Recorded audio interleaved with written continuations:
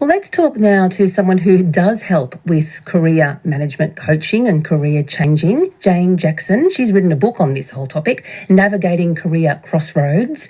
A very good morning to you, Jane. Good morning. Thank you so much for having me on. Thank you for being here. Now, you have reinvented yourself, I understand, in your career a number of times. What is the secret to doing that? The most important thing is to have clarity as to what your purpose is and what it is that you can do. And when I work with my clients, we go through a series of exercises to really nut down into what it is that you bring to the table. Because if you want to target an employer, you need to make yourself the solution to their problems in order to be taken seriously.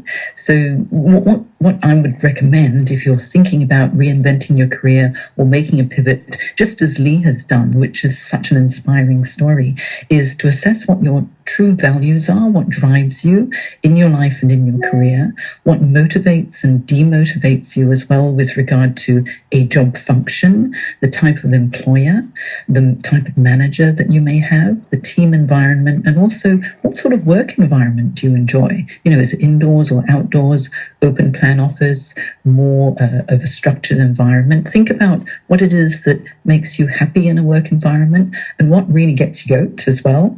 And then after that, think about what your skills and knowledge are that you bring to the table. What are you really highly competent in? But not only that, but what do you enjoy doing? Because so often we become really good at doing something over and over again, and we might hate it.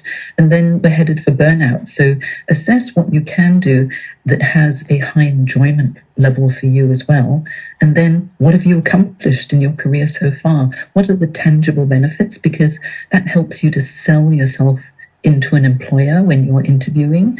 Tangible results such as, did you save money? Did you streamline a process? Did you improve something? Maybe even improve the work environment and help people to become more motivated through your sense of humor or the way that you can inspire people. Think of what it is that you have done that has really made a difference in the past and use that in your marketing material when you're looking for another job.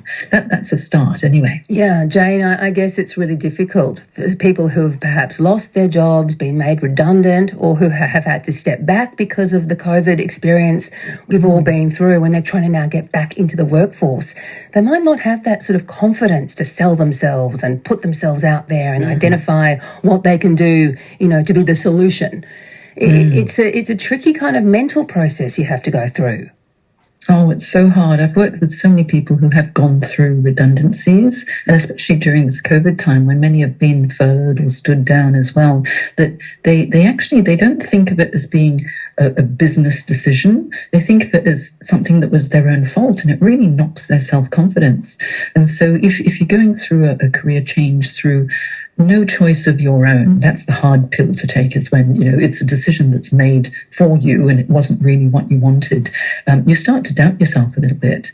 And the most important thing is to take a breather and take stock and think, what is it that I can do? And what is it that I would like to do? And what is marketable? And then do some research to find out which industries are hiring. What are your own transferable skills? And this is the hard thing. Most people don't know what their transferable skills are.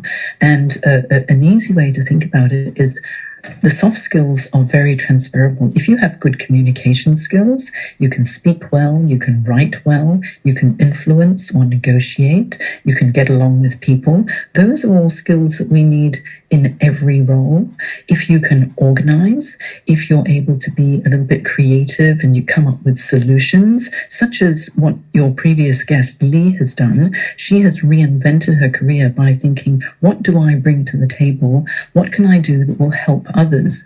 And by setting up her own business, not everyone's brave enough to set up their own business. So it takes a skill set, but it can be learned as well. Mm-hmm. But I always think, don't wait for someone else to pick you. When you're looking for a job, it's like, please pick me. I'd rather you think, what do I bring to the table? I'm going to make myself so valuable that they know that they will need me. Analyze what are employers looking for. If you think, okay, if I want to target a marketing role, just as an example, what problems do they experience in an organization with regard to marketing?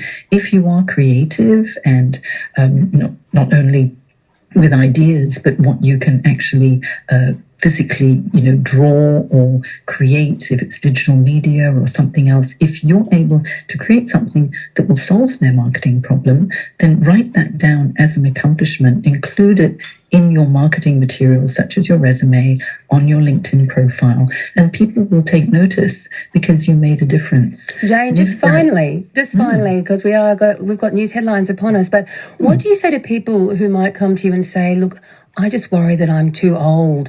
I'm in my 50s. I'm in my my 60s, and I'm hearing that, I'm too old to re-enter the workforce. What do you say to that? I hear that almost every day. If you think that you're too old and you start to get into that mindset, then you will act like you're too old. No matter what age. I'm 62. I've reinvented my career many, many times. And I know that if you know what you bring to the table, you're able to get it down in writing, and you can create a very strong positioning statement when you're talking to people, expand your network, talk to people and tell them what you can do, and ask for their advice and guidance. Networking is the most effective way to land your new role. Don't just sit in front of a computer and click apply on Seek. Go and talk to people. This is where the opportunities will be uncovered. Jane Jackson, thank you very much for your sage words this morning. Thank you so much for having me. Jane Jackson is a career coach. She's here in Sydney. So there you go.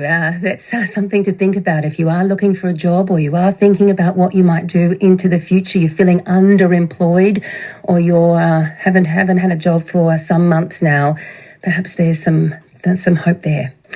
Let's get some news headlines now. I'm Renee Krosch. You are on ABC Radio Sydney.